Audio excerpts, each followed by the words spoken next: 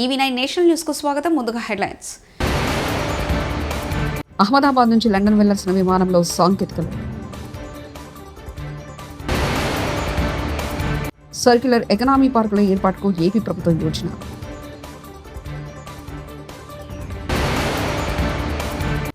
YS Jagan రేపు పల్నాడుకు రావడం ఖాయం. బీసీలకు 42% రిజర్వేషన్లు సాధించుకుంటాం ఎమ్మెల్సీ కవిత. అహ్మదాబాద్ నుంచి లండన్కు వెళ్లాల్సిన ఎయిర్ ఇండియా విమానం A159లో మంగళవారం నాడు సాంకేతిక లోపం తలెత్తింది. దీంతో విమాన సర్వీసులు రద్దు చేశారు. ఇదే మార్గంలో ఎయిర్ ఇండియా విమానం AI-171 ఈ నెల 12 అహ్మదాబాద్ ఘోర దుర్ఘటన జరిగిన విమానంలో 241తో సహా విమానం కొన్న నివాస సముదాయంలోని మరో 33 మంది మృతి చెందారు. ఈ ప్రమాదం తర్వాత ఇదే మార్గంలో లండన్కు వెళ్లాల్సిన తొలి షెడ్యూల్ విమానం కూడా ఇదే కావడం విశేషం. బీసీలకు 42% రిజర్వేషన్లు సాధించుకుంటామని తెలంగాణ జాగృతి అధ్యక్షులు వీఆర్ఎస్ ఎమ్మెల్సీ కల్వకుంట్ల కవిత తెలిపారు. బీసీలంతా చైతన్యం కావాలని కోరారు. కామారెడ్డిలో ఏఐసీసీ అగ్రనేత రాహుల్ గాంధీ ఎన్నికల సమయంలో ప్రకటించిన డిక్లరేషన్ సాధించే వరకు పోరాడతామన్నారు. ఇవాళ మంగళవారం మెదక్ జిల్లాలో కామారెడ్డి డిక్లరేషన్ రాజ్యాంగబద్ధంగా 42% రిజర్వేషన్ల సాధన కోసం రౌండ్ టేబుల్ సమావేశం నిర్వహించారు. ఈ సమావేశానికి కల్వకుంట్ల కవిత హాజరయ్యారు. ఈ సందర్భంగా ఆమె మాట్లాడారు. ఇది రాజకీయ వేదిక కాదు, మానవ హక్కుల వేదిక అని అన్నారు. సర్క్యులర్ ఎకనామీ పార్కుల ఏర్పాటుకు ఏపీ ప్రభుత్వం యోచన చేస్తుంది. ఇందులో భాగంగానే ఇవాళ మంగళవారం సర్క్యులర్ ఎకనామీపై రాష్ట్ర సచివాలయంలో అధికారులతో ముఖ్యమంత్రి నారా చంద్రబాబు నాయుడు సమీక్షా సమావేశం నిర్వహించారు. ఈ సందర్భంగా అధికారులతో సర్క్యులర్ ఎకనామీ పార్కులపై సీఎం చంద్రబాబు పలు సూచనలు చేశారు. వ్యర్థాల నుంచి సంపద సృష్టి, వనరుల పునర్వినియోగంపై సమీక్షలో చర్చ. హరీష్ రావును పరామర్శించిన కేటీఆర్ బేగంపేటలోని కిమ్స్ శాంక్షన్ ఆసుపత్రిలో చేరిన హరీష్ రావును బీఆర్ఎస్ వర్కింగ్ ప్రెసిడెంట్ కేటీఆర్ సోమవారం రాత్రి పరామర్శించారు. వైరల్ ఫీవర్తో బాధపడుతున్న హరీష్ రావును పరామర్శించి మెరుగైన వైద్యం అందించాలని వైద్యులకు సూచించిన కేటీఆర్ డీహైడ్రేషన్ కారణంగా వైరల్ ఫీవర్ రావడంతో ఆయన ఆసుపత్రిలో చేరారు. వైరల్ ఫీవర్ తగ్గిన వెంటనే హరీష్ రావును డిశ్చార్జ్ చేస్తామని వైద్యులు తెలిపారు. లిక్కర్ స్కామ్ కేసులో వైఎస్ఆర్సీపీ మాజీ ఎమ్మెల్యే పార్టీ ప్రధాన కార్యదర్శి చెవిరెడ్డి భాస్కర్ రెడ్డిని ఇరికించే కుట్ర జరుగుతుందని ఆ పార్టీ లీగల్ సెల్ అధ్యక్షుడు మనోహర్ రెడ్డి అన్నారు. ఈ క్రమంలో చెవిరెడ్డి దగ్గర గతంలో గన్మెన్ గా పనిచేసిన మదనను దారుణంగా హింసించారని తెలిపారు. మంగళవారం ఉదయం తాడేపల్లిలో మనోహర్ మీడియాతో మాట్లాడుతూ లిక్కర్ కేసులో చెవిరెడ్డిని ఇరికించేందుకు సీట్ అధికారులు తీవ్రంగా ప్రయత్నిస్తున్నారు. చెవిరెడ్డి పేరు చెప్పాలని ఆయన మాజీ గన్మెన్ హెడ్ కానిస్టేబుల్ అయిన మదన్ ని చిత్రహింసలు పెట్టారు. మదన్ 10 ఏళ్లు చెవిరెడ్డి దగ్గర గన్మెన్ గా పనిచేశారు. చెవిరెడ్డికి వ్యతిరేకంగా స్టేట్మెంట్ ఇవ్వాలని సీట్ అధికారులు మదన్ పై ఒత్తిడి తెచ్చారు. ఆయన మొహం మీద, వీపు మీద పిడుగుతులు గుద్దారు. చేతి వేళ్లు వెనక్కి విరిచి తప్పుడు స్టేట్మెంట్ ఇవ్వాలని టార్చర్ పెట్టారు. సంకేతాలు మాకు వచ్చినాయి. మీకు తెలిసిన విషయమే. ఒకసారి మాట ఇచ్చిన తర్వాత వెనక్కిపోయే వ్యక్తి కాదు జగన్మోహన్ రెడ్డి గారు.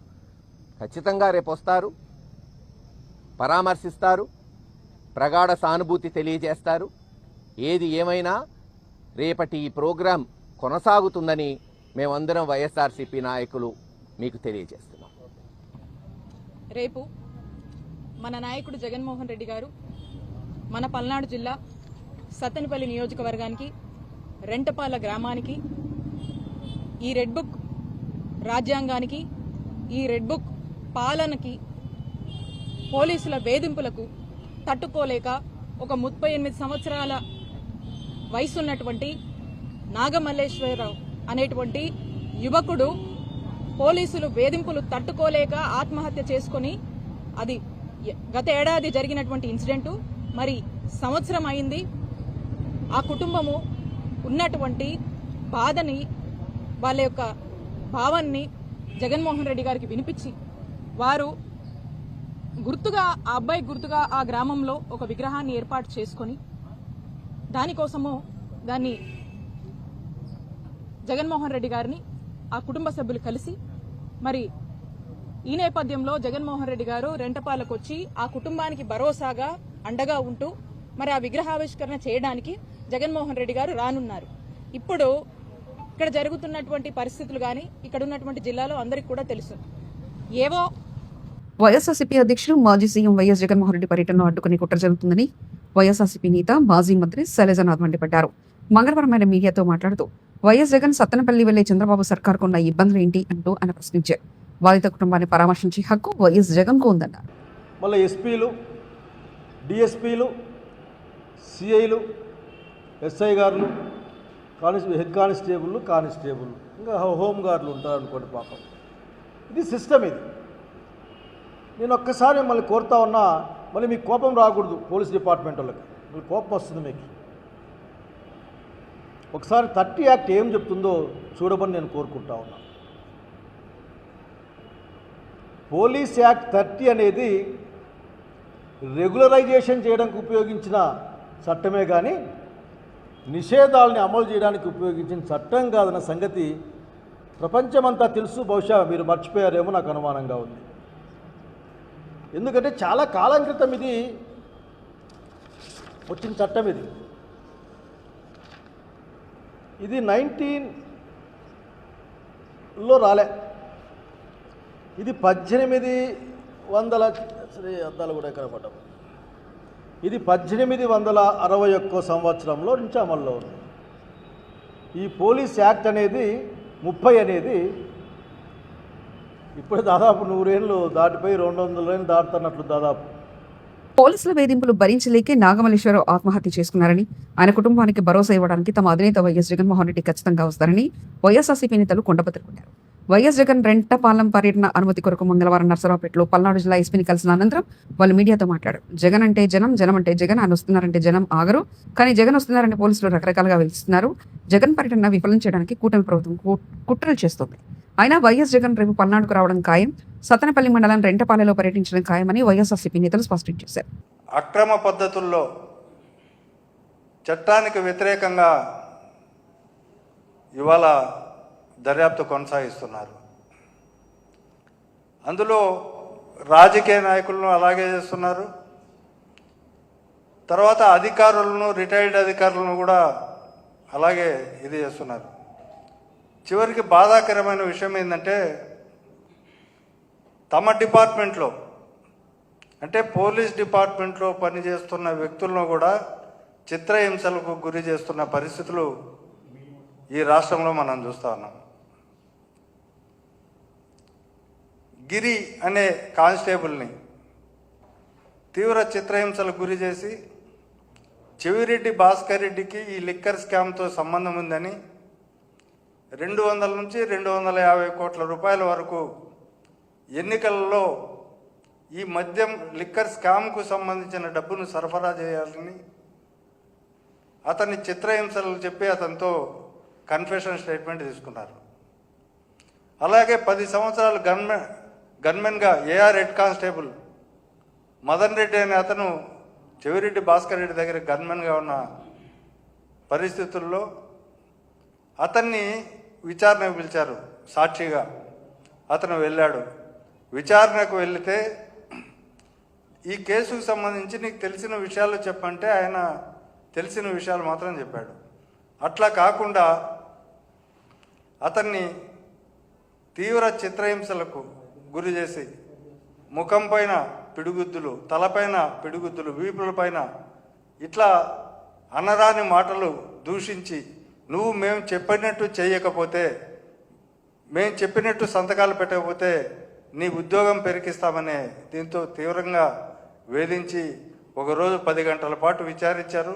అయినా సార్ నేను అబద్ధం చెప్పలేను, అవాస్తవం చెప్పడం నా చేత కాదు, దయించి నన్ను వదిలిపెట్టండి అని అంటే మరో రోజు నువ్వు యూనిఫామ్ తీసేసిరా దీనికి దర్యాప్తుకు అని అంటే అంతకుముందే గిరి అనే వ్యక్తిని యూనిఫామ్ తీసేసి వస్తే అతన్ని తీవ్రంగా హింసించినారనే విషయం ఇతనికి తెలుసుకొని అతని ద్వారా ఇతను యూనిఫామ్లోనే పోతే మళ్ళీ నానా మాటలు మాట్లాడి మేము చెప్పినట్టేనవా, నువ్వు యూనిఫామ్లో ఎందుకు వచ్చావని చెప్పి మళ్ళీ 10 మంది పోలీస్ అధికారులు. రంగారెడ్డి జిల్లా Rachakonda commissionerate Adibatla police station పరిధిలో వండర్లాకు వెళ్లే వాహనాలను వారి సిబ్బందిని అడ్డుకుని ధర్నా నిర్వహించిన స్థానిక బట్టల దుకాణం వ్యాపారస్తులు 11 సంవత్సరాల క్రితం వండర్లా ఏర్పాటు చేసినప్పుడు స్థానికులకు ఉద్యోగాలు మరియు మా భూమి నుండి వండర్లా వెళ్లే ప్రధాన దారి ఇచ్చేందుకు వ్యాపార సముదాయాలు ఏర్పాటు చేసుకుని బట్టలు అమ్ముకోవడానికి అంగీకరించారని, కానీ యాజమాన్యం తీసుకున్న నిర్ణయం వల్ల మా 40 కుటుంబాలు రోడ్డున పడుతున్నాయని వెంటనే ఈ నిర్ణయాన్ని వెనక్కి తీసుకోవాలని తెలిపారు.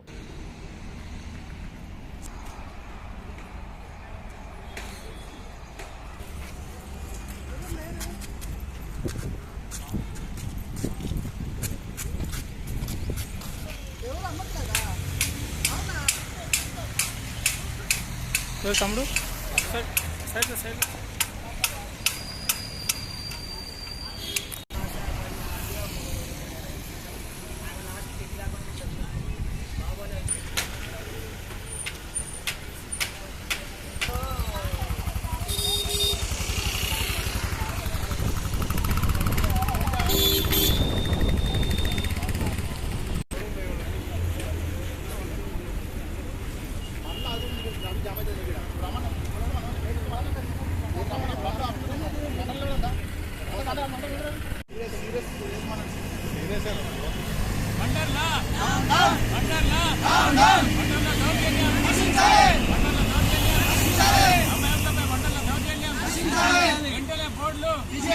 వెంటనే బోర్డులు కాస్ట్యూమ్ బోర్డులు అమాయకులపై వంటల దౌర్జన్యం అమాయకులపై వంటల దౌర్జన్యం డౌన్ డౌన్ డౌన్ డౌన్ కమాన్ కమాన్ కమాన్ చేయాలి కమాన్ జాగరించి మా రోడ్లో ఉంది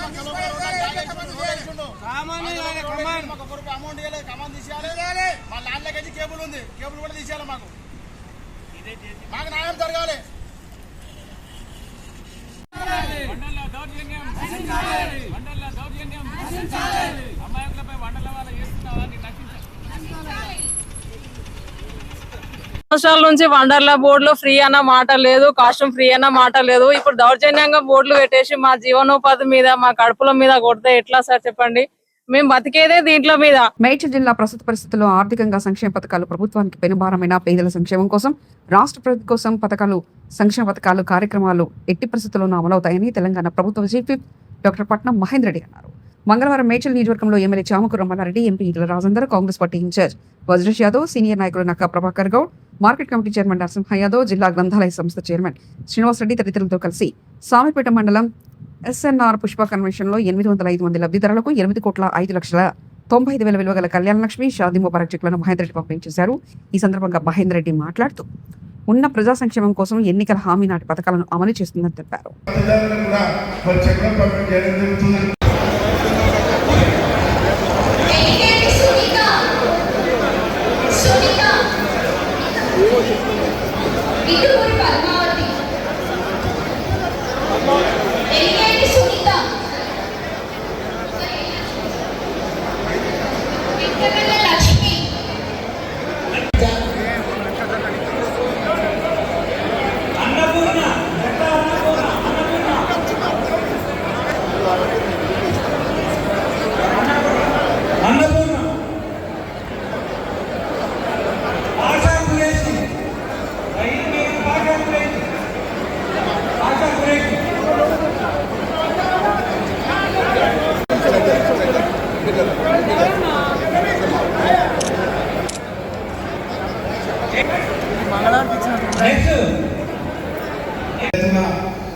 మల్కాజిగిరి ఏదైతే ప్రాంతంలో ఉన్నటువంటి మేడ్చల్లో పెద్ద ఎత్తున మనము లబ్ధిదారులందరూ కూడా మరి చెక్కుల పంపిణీ చేసుకోవడం కూడా జరుగుతున్నది.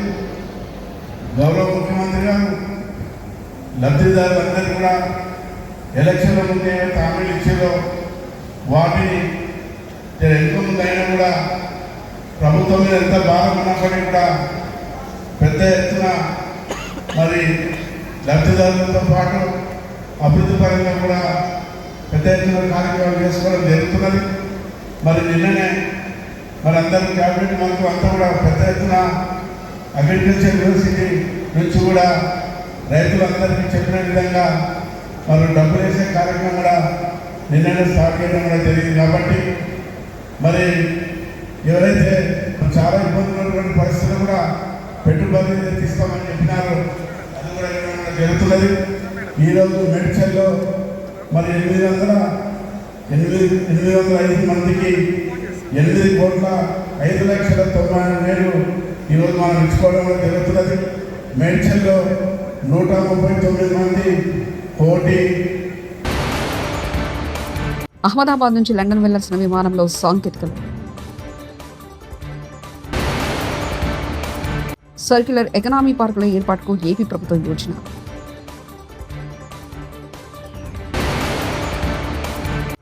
వైఎస్ జగన్ రేపు పల్నాడుకు రావడం ఖాయం.